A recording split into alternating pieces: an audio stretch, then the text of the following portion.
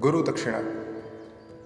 एक बार एक शिष्य ने विनम्रता पूर्वक अपने गुरुजी से पूछा, गुरुजी, कुछ लोग कहते हैं कि जीवन एक संघर्ष है, कुछ अन्य कहते हैं कि जीवन एक खेल है और कुछ जीवन को एक उत्सव की संज्ञा देते हैं। इनमें कौन सही है? गुरुजी ने तत्काल बड़े ही धैर्यपूर्वक उत्तर दिया, पुत्र, जिन्हें गुरु नहीं मिला उनके लिए जीवन एक संघर्ष है, जिन्हें गुरु मिल गया उनका जीवन एक खेल है, और जो लोग गुरु द्वारा बताए गए मार्ग पर चलने लगते हैं, मात्र वे ही जीवन को एक उत्सव का नाम देने का साहस जुटा पाते हैं। यह उत्तर सुनने के बाद भी शिष्य पूरी तरह से संतुष्ट न था। गुरु जी को इसका आभास हो गया।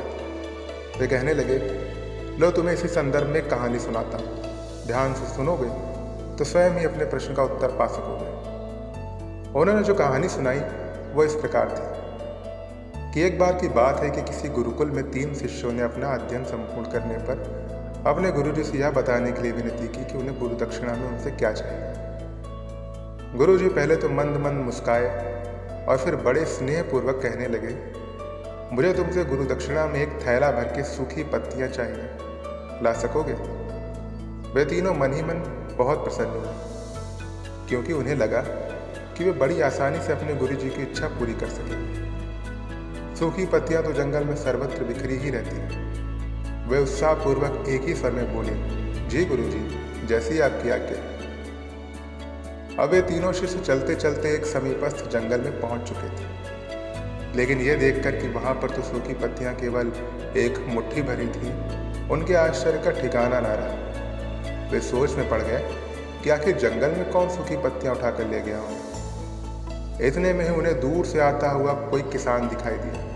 वे उसके पास पहुंचकर उससे विनम्रता पूर्वक याचना करने लगे कि वह उन्हें केवल एक थैला भर सूखी पत्तियां दे दे। अब उस किसान ने उनसे क्षमा याचना करते हुए कहा, उन्हें यह बताया कि वह उनकी मदद नहीं कर सकता, क्योंकि उसने सूखी पत्तियों का ईंधन के रूप में पहले ही उपयोग कर लिया था। अब वे तीनों पास में ही बसे एक गांव की ओर इस आशा से बढ़ने लगे कि हो सकता है वहां उस गांव में उनकी कोई सहायता कर सके।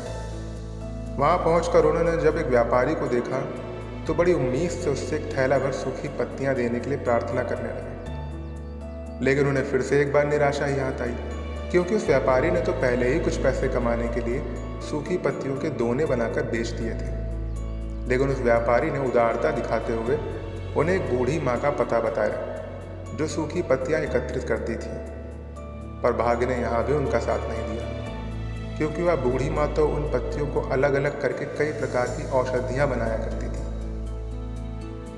अब निराश होकर वे तीनों खाली हाथी गुरुकुल लौट गए। गुरुजी ने उन्हें देखते ही स्नेहपूर्वक पूछा, पुत्रों, ले आए गुरु दक्षिणा?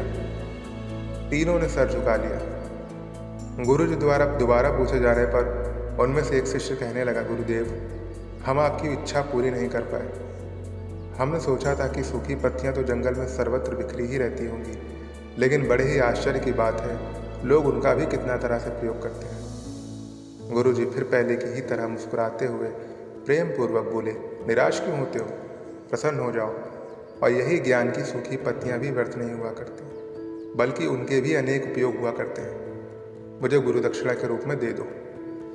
तीनों शिष्य गुरुजी को प्रणाम करके खुशी खुशी अपने अपने घर की ओर चले गए। वह शिष्य जो गुरुजी की कहानी एकाग्रचित होकर सुन रहा था, अचानक बड़े उत्साह से बोला, गुरुजी, अब मुझे अच्छी तरह से ज्ञात हो गया कि आप क्या कहना चाहते हैं। आपका संकेत वस्तुतः इसी ओर है ना कि जब सर्वत्र सुलभ सूखी पत्तियां भी निरर्थक या बेकार नहीं होती, तो फिर हम कैसे किसी भी वस्तु या व्यक्ति का छोटा और महत्वहीन मान कर उसका तिरस्कार कर सकते हैं। चींटी से लेकर हाथी तक और सुई से लेकर तलवार तक सभी का अपना अपना महत्व होता है। गुरुजी भी तुरंत ही बोले, हाँ पुत्र, मेरे कहने का भी यही तात्पर्य है कि हम जब भी किसी से मिले तो उसे यथा योग्य मान देने का भरसक प्रयास करें, ताकि आपस में स्नेह, सद्भावना, सहानुभूति एवं सहिष्णुता का विस्तार होता रहे और हमारा जीवन संघर्ष के बजाय उत्सव बन सके। दूसरे, यदि जीवन को एक खेल ही माना जाए तो बेहतर यही होगा कि हम निर्विक्षेप, स्वस्थ एवं शांत प्रतियोगिता में ही भाग लें और अपने निष्पादन तथा निर्माण को ऊंचाई के शिखर पर ले जाने का अथक प्रयास करें। अब शिष्य पूरी तरह से संतुष्ट था।